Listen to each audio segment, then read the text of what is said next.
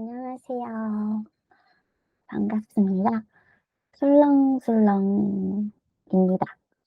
네, 술렁술렁은 엿듣는 대화 채널에서 사이드로 추가되는 방송인데요.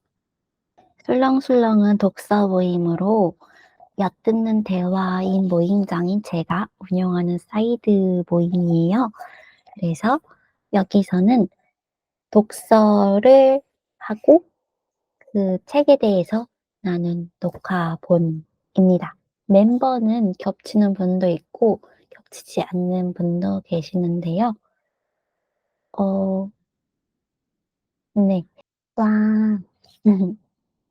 술렁술렁 시작하겠습니다. 어서오세요. 우선 저는 다들 아시겠지만, 이거 네. 뭐야? 안녕하세요. 저희 어떻게 지냈는지 한마디씩 하면서 자기소개하고 시작할까요? 저는 다들 아시다시피 성유경이고요. 모임장입니다. 아직 오늘 들어오시기로 한 분 중에서 안 들어오신 분이 희조님하고 나라님 두 분 안 들어오신 것 같습니다. 네. 그러면은 샨탈님 먼저 소개할까요? 안녕하세요. 샨탈이라고 하고요. 네. 토끼님이십니다. 안녕하세요. 토끼입니다. 끝인가요? 어떻게 지냈는지 근황을 말씀드려야 되나요? 아니, 편하신 대로 바로 네. 넘기셔도 되고요. 그럼 넘기겠습니다. 바로 현지님 어떻게 지내셨나요? 자기소개 간단하게 하고 시작할까요?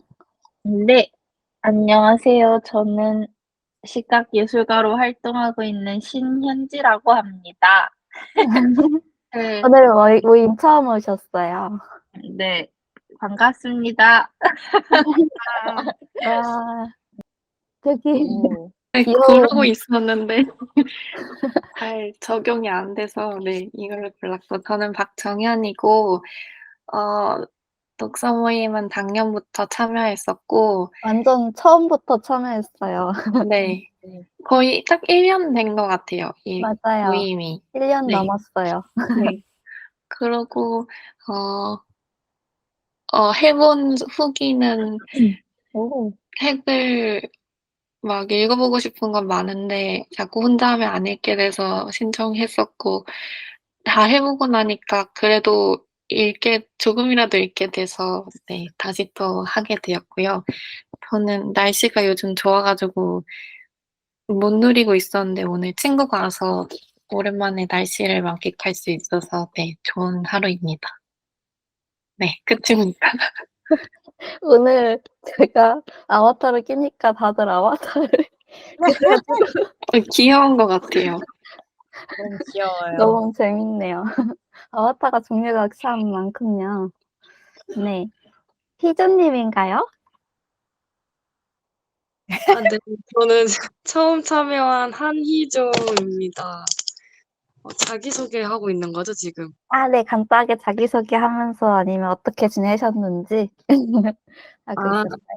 저는 유경 씨 인스타 팔로우 하고 있다가 제가 책을 워낙 안 읽어서 책을 이제 좀 읽어야겠다고 스물스물 그런 자극이 오던 차에 독서 모임을 찾고 있었는데 유경 씨가 올리신 거 보고 관심이 생겨서 연락을 드렸어요. 네. 와. 반갑습니다. 네. 여기 한 분 저랑 정현님 빼고 이크님 빼고 나머지 분들은 처음 오늘 참여하시는 분도 계시고 네. 지난번에 한 회 참여하고 있어서 대부분 처음입니다. 반갑습니다. 희종님 참여해 주신다고 하셔서 좋았습니다. 감사합니다. 네. 다들 함께 해주셔서 감사하고 지금 나라님만 안 참여하신 것 같은데 저희끼리 하다 보면 될 것 같고요. 오늘 우리가 할 책은 소리가 잘 들리시나요? 의존을 배우다였죠. 네. 에바 페더 키테이 책이었고요. 혹시 다들 뭐 잘 읽어 오셨는지 어떠셨는지? 일단 저부터 솔직하게 고백을 하겠습니다. 저도 네. 잘 읽지는 못했고 열심히 읽다가 네 중간 정도밖에 못 읽은 것 같아요. 괜찮습니다. 맡으신 부분이 4장에서 5장 부분이었는데 이 부분만 잘 읽어 오셨다면 제가 거기를 읽다가 중간에 이따가 탈주했나요? 네. 먼저 그러면은 우리 돌아가면서 원래 저희끼리 이전에 할 때는 각자 파트를 본인이 진행하고 뭐 같이 질문이나 약간 질문 던지거나 아니면 나누고 싶은 거 있으면은 해보는 식이었는데 혹시 아까 살짝 뭔가 소리가 왜 울릴까요? 이렇게 각자 맡은 파트 돌아가면서 이렇게 돌면서 서로 이야기 나누고 싶은 부분이나 궁금한 거 있으면 중간중간 체크하면서 진행하면 될 것 같아요. 처음 부분부터 1장은 위크님이었고 2장에서 3장은 현진님, 4장에서 5장은 샨탈님, 6장에서 7장은 희조님, 8장 나라님, 9장에서 끝부분까지 저였었습니다. 맞지요? 네. 네. 맞아요. 그러면은 위크님 정연부터 시작을 해볼 수 있을까요? 네. 화면 공유하면 해도 되고 그냥 편히 원하시는 방향으로 해주시면 됩니다. 네, 따로 정리해 온 건 없어서 제가 네. 그냥 목소리로 설명을 해보겠습니다. 네. 소제목이 되게 많이 나눠져 있는 것 같은데 그거에 상관없이 필기하면서 읽은 흐름으로 얘기를 하게 될 것 같고요. 네. 처음 부분에는 이 작가가 이게 시작을 하고 1장이다 보니까 이 책을 통해서 말하고자 하는 것들을 계속 포인트를 집어줬던 것 같아요. 그래서 장애를 가진 삶의 가능성에 대해서 말하고 싶다라고 얘기를 시작하는데, 이 사람이 철학자인데 장애가 있는 딸을 낳고서 그 철학 영역에서는 장애라는 게 전혀 연구되지 않고 인정이 잘 안 됐다는 거를 짚으면서 자기는 이것을 어떻게 해결하고 받아들여야 될지 그런 도전들을 겪었던 것 같습니다. 그래서 철학적인 삶과 개인적인 삶의 만남이라고 설명이 돼 있는데 아마 자기가 배운 것과 경험을 알아가는 삶을 통해 알아가는 그 체화되는 부분들을 함께 접목시키면서 이 책을 썼던 것 같습니다. 그리고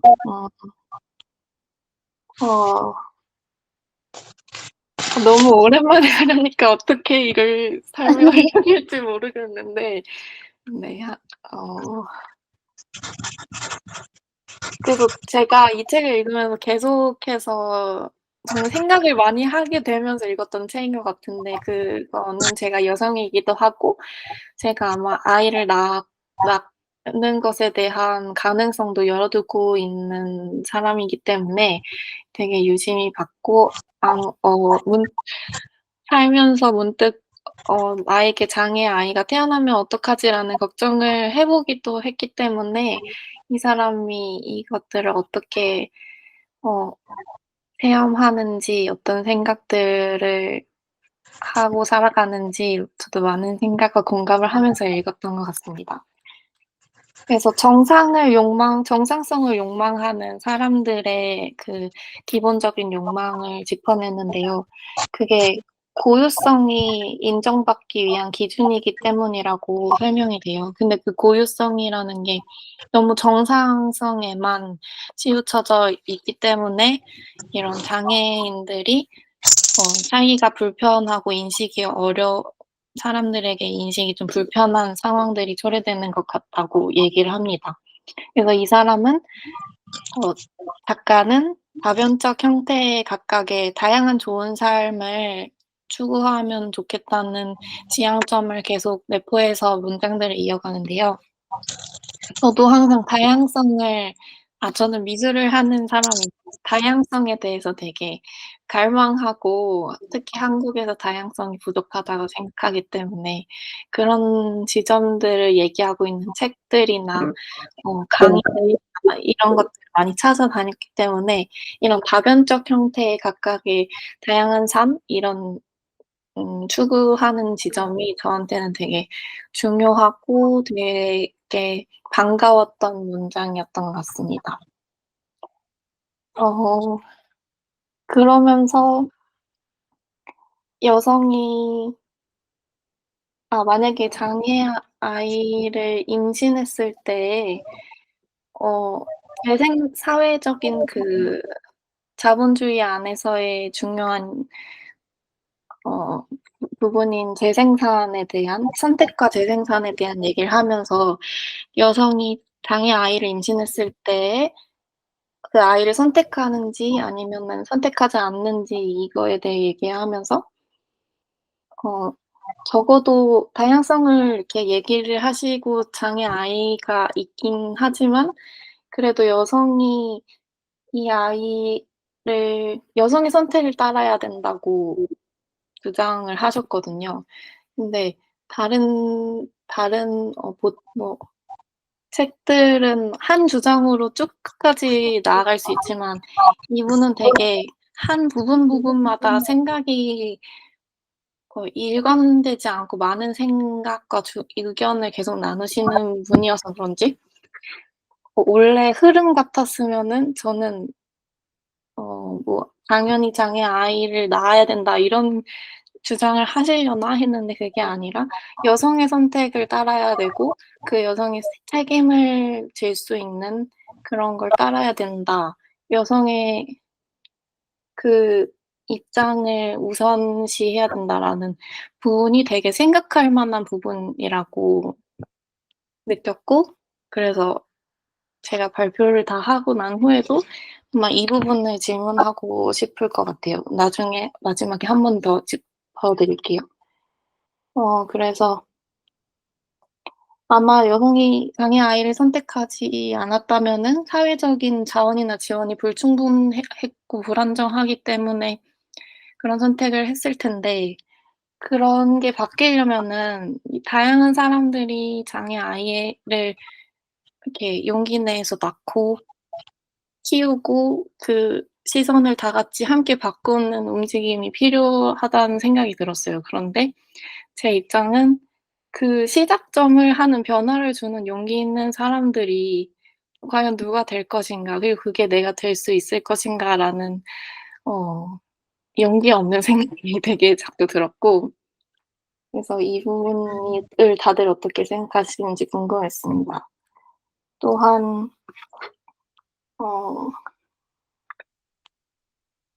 쭉 얘기를 하시다가 인격이라는 얘기가 나와요. 그래서 아까 정상성, 고유성 그리고 또 인격이라는 말이 나오는데 "인격만이 정의의 권리 주체는 아니다."라고 주장하시면서 "근데 과연 인격이란 무엇인가?"라는 질문을 또 하세요. 근데 결국 그분이 정리하신 결론은 어떤 어머니의 자녀인 사람 그러니까 공통적으로 모든 인간이 가지고 있는 공통적인 부분을 인격이라고 정의하시면서 구체적으로는 어떤 어머니의 자녀라고 이렇게 정리를 해 주셨는데 네. 이거는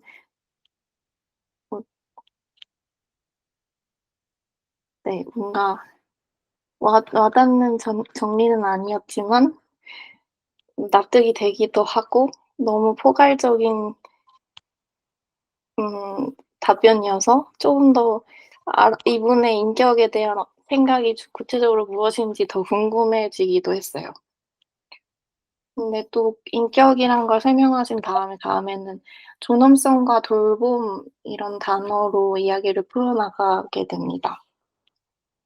거기에는 장애인들의 신체 보전 윤리 혹은 대변을 해줘야 되는 의존성이 항상 필요하신 분들이기 때문에 자기의 의견을 정확히 표현하는 데 어려움이 있고 그래서 그거를 수용하고 이해하는 우리의 입장도 중요하고 또한 그분들의 말을 잘 대변해 주는 것도 필요하다고 얘기하십니다. 그것은 다 존엄성과 돌봄에 필요한 것들인 것 같은데요. 정리하자면 대변하는 것이 필요한데 그걸 대변할 때 장애인들의 말을 대변할 때 우리가 장애인을 빼놓고 그들을 얘기하지 않는 것을 주의사항으로 내놓으셨고 또한 공정하게 대하는 것을 얘기하셨습니다. 네.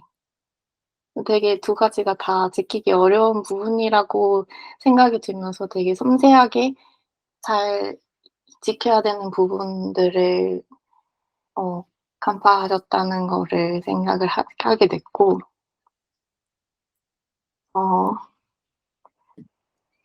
네. 그래서 이분이 이 책에서 주장하고 싶은 부분은 딸에게서 배운 것인데 이게 무슨 표어처럼 길게 딱 한 문장이 나오는 부분이 있거든요. 그거를 얘기하면서 1 장을 끝내면 좋을 것 같습니다. 그래서 주장하는 부분은 딸에게서 배운 것인데 돌봄과 사랑을 주고받으며 나누는 우리의 기량을 인정하고 기쁨을 향한 인간 능력의 풍부한 다양성을 수용하자. 라는 말을 남기셨습니다. 근데 이 한 문장에 되게 많은 단어가 들어가 있어서 좀 체화하기엔 어려웠는데 키워드들만 얘기하자면 조금 더 와닿는 것 같아요. 돌봄, 사랑, 우리의 기량을 인정, 그리고 풍부한 다양성을 수용. 저는 이렇게 1 장이 네 정리가 됐던 것 같고 저는 처음에 좀 놀랐던 거는 철학이 그래도 많은 질문과 입장들 다양한 사람들의 뭔가 연구가 들어간 분야라고 생각을 했기 때문에 당연히 장애에 대해서도 얘기된 바가 있을 거라 생각했는데 이렇게 연구되지 못하고 무시당한 역사가 있다는 그걸 알고 조금 이분 못지않게 충격을 받았던 것 같아요. 네. 그래서 같이 생각해 보면 좋을 만한 혹은 의견을 묻고 싶은 부분은 여자들이 이 장애에 대해서 이롭거나 불리한 선택을 내리는 것을 어떻게 생각하시는지 궁금합니다. 1 장에서는 유럽인가 어딘가에서는 3 개월까지의 장애아와 일반 모두를 포함한 낙태가 3 개월 이하의 그 생명 안에서는 가능하다는 뭐 그런 얘기도 있었고 2 장에서는 그런 표현도 나왔던 것 같아요. 아이는 여성 신체의 일부이기 때문에 이런 선택이 가능하다. 선택에 대한 고민이 가능하다. 이런 얘기가 나왔던 것 같은데 저는 이 부분이 좀 생각해 볼 만하다고 느꼈습니다. 그래서 여러분들의 생각이 어떤지 궁금합니다. 네, 저의 발표는 여기까지입니다. 질문이 뭐였었죠?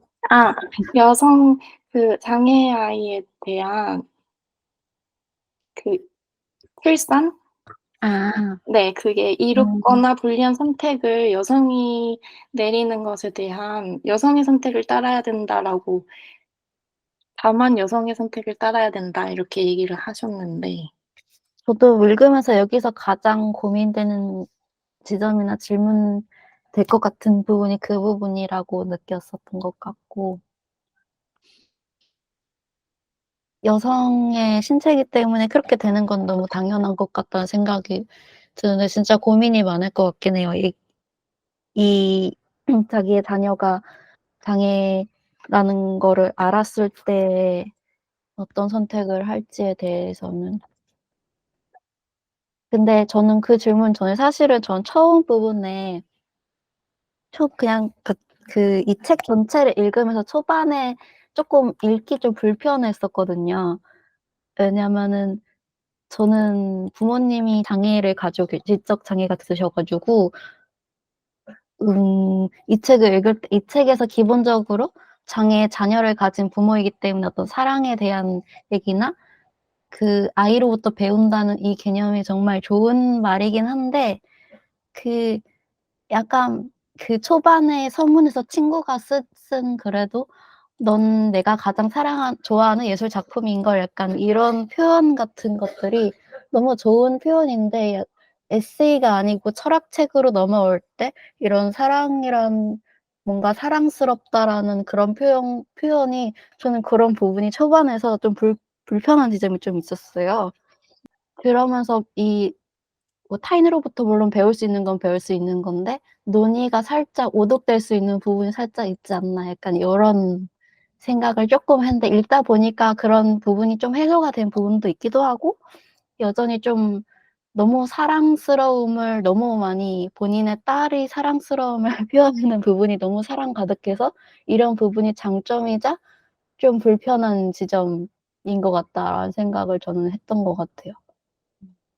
저도 거기에 되게 많이 동의를 하는데 뭐 제가 책을 다 읽지 못했던 것에 대한 뭐 변명 아닌 변명이라고 하면 계속 텍스트에서 저는 튕겨 나오는 느낌을 너무 많이 받았던 것 중에 하나가 어쨌든 이게 당사자가 아닌데 그 장애를 가진 사람의 인지 장애를 가진 딸의 어머니라는 포지션이죠. 근데 그 포지션이라는 게 어쨌든 당사자는 아닌데 근데 가족이라고 하면 그것도 어떻게 보면 그 장애를 가진 인지 장애를 가진 딸을 가진 어머니라는 포지션도 어떠한 종류의 당사자성을 가질 수는 있겠지만 그렇다고 그녀가 인지 장애에 대해서 정말로 100% 이해할 수 있는가라고 생각하면은 그거는 또 아니라고 생각하거든요. 아무리 어머니라고 해도 어떤 정도는 자기가 관찰에 의해서 어떠한 결론을 내릴 수밖에 없었을 텐데 이걸 이렇게 뭔가 철학의 어쩌고로 넘어오면서 그걸 어떻게 보면은 어쩔 수 없이 단언적으로 말을 할 수밖에. 왜냐면 그 철학이라는 학문이 어쨌든 어느 정도의 일반화와 보편화를 전략적으로 취할 수밖에 없기 때문이기도 하겠지만 그 부분에서 계속 납득할 수가 없어서 자꾸만 글을 읽다가 리타이어가 되는 지점들이 있었어요. 근데 마찬가지로 유영 님이 말했던 거랑 같이 저도 뒤로 가면서 이 사람이 왜 이런 말을 했는지에 대한 이해는 어느 정도 되는 부분들이 이 사람의 논증에서 쪼끔은 보이기는 했지만 그럼에도 불구하고 뭔가 이 사람이 내부적으로 자기의 내면에서 아직 정립이 좀 덜 된 부분도 있지 않은가?'라는 생각을 되게 많이 했던 것 중에 하나가 해 놓고선 제가 무슨 말을 해야 되는지 까먹었네요. 어쨌든 그래서 뭔가 보면서 '쪼끔 불편하다, 불편하다.' 이러면서 되게 많이 봤던 것 같아요.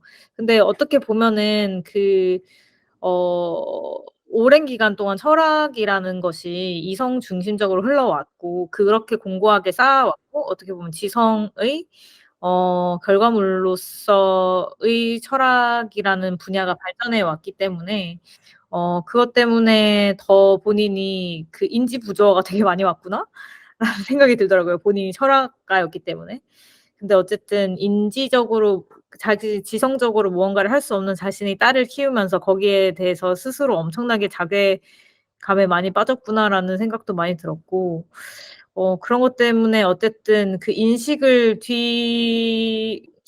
방향성이 좀 뒤집어 보려고 되게 노력을 했던 것 같은데 그것 중에서 하나가 우리가 어떤 것을 보편화하는 방식에 대한 반박이었던 것 같은데, 그래서 오히려 그러니까 개인화된 경험들로 하여금 사회 저변을 넓혀서 우리가 뭐 한쪽 방향으로 흘러가는 것에 대한 이거 제가 너무 횡설수설하긴 한데 그 폭을 넓혀서 그게 다르게 인식될 수 있게 되길 바란다라는 말을 하는데, 그게 제가 이걸 이렇게 말을 하면서 더 횡설수설한 이유는 그 사람의 논증이 정확하게 뭔가 저한테 이렇게 확실하게 전달되지 못함도 있다고 생각하거든요. 그래서 이런저런 면에 있어서 좀 '아 뭘까?'라고 생각이 되게 많이 들었던 것 같습니다, 저도. 그리고 앞서서 유경 님이 말씀하셨던 것 중에 하나가 그 사랑에 대한 엄청난 강조? 이런 음. 것들이 저도 마찬가지로 좀 모든 부모가, 그러니까 뭐 '부모가 자식을 사랑해야 한다.'라는 거는 전 그 명제 자체가 이렇게 말하면 되게 이상하게 들릴 수도 있겠지만 꼭 모든 부모가 자식을 100% 뭔가 해야만 한다라고 강요하는 건 아닌가라고 생각은 좀, 물론 이렇게 말하면 되게 이상하게 들리는 거 너무 잘 알지만 근데 너무 당연한 소리라고 해야 되나? 예예. 뭐 감정적으로 사랑해야 되는가는 별 저는 잘 모르겠고, 그러니까 자기가 낳았으니까 거기에 대한 책임과 돌봄을 제공해야 된다는 것은 이해하지만, 근데 그것을 마치 "너는 뭔가 도덕적으로 이게 당위적으로 얘를 감정적으로 사랑해야만 해."라고 그거를 전제로 깔고 가는 거는 누군가에게는 엄청난 죄책감을 남겨줄 수 있다고 생각하거든요. 만약에 정말로, 그러니까 그냥 태어난 아이 자체가 기질적으로 나랑 잘 안 맞는 사람일 수도 있잖아요. 그런 경우가 되게 왕왕 있고. 그랬을 때 조금이라도 사랑하지 않는 마음이 들 수도 있잖아요. 그 순간 되게 미울 수도 있고. 근데 너는 이 사람을 무한하게 뭔가 무조건적으로 사랑해야 돼. 그리고 그것을 겪는 기쁨으로부터 뭔가 "너는 더 많은 걸 배워야 돼."라고 말하는 거가 결국은 돌고 돌아서 뭔가 너무 비장애인의 성장을 위해 장애를 가진 사람이 소비되는 기분이 좀 들었거든요. 이런 부분들이 저를 계속 이탈시키게 했던 지점이었습니다. 맞아요. 약간 불확실성이나 그런 부분으로부터 느낄 수 있는 기쁨이라고 하는 거가 어 쪼끔 맞아요. 그 샨탈이 말한 그 '비장애인 중심적인 사고이지 않나.' 싶은 부분이 있었던 것 같아요. 이게 제가 계속 말을 너무 많이 하는 것 같긴 한데, 이게 뭐 단순히 이제 장애, 비장애의 논의 말고도 많은 소수자성에 대한 프레임에 대한 논의에서 이런 부분들이 굉장히 왕왕 대두되고 화제가 되는데, 어 이를테면은 인종 이슈로 가 봅시다. 그랬을 때 이제 백인들이,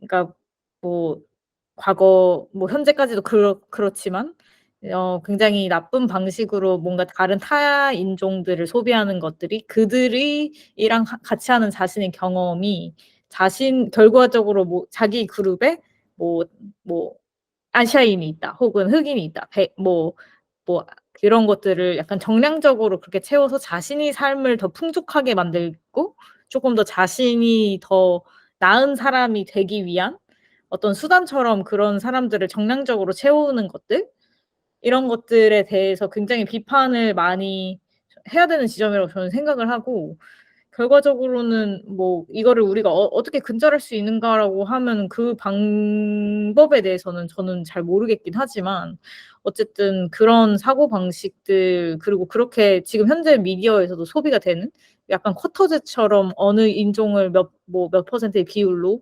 뭔가 미디어에서 이렇게 채워 넣는다든가, 특히 PC주의가 더 강한 뭐 미국 같은 사회에서 더 심하고, 그런 것들조차도 뭔가 되게 '재고를 해 봐야 된다.' 하는 지점들이 되게 저는 많이 느껴지는데 마찬가지로 여기서도 좀 그런 부분에서 저는 계속 의심을 하게 됐던 것 같습니다. 뭔가 후반으로 약간 그런 불편한 지점도 있었는데 후반에 가면서는 또 좀 그래도 좀 이해가 된다는 지점도 있었었던 것 같은데 이게 여기서 아까 정연님의 어떤 질문과 함께 아니면은 이 책에서 요 파트에서 나누고 싶은 부분이 있으신 분이 있으면은 이야기해 주시고 뭐 더 하고 싶은 말 있으신가요?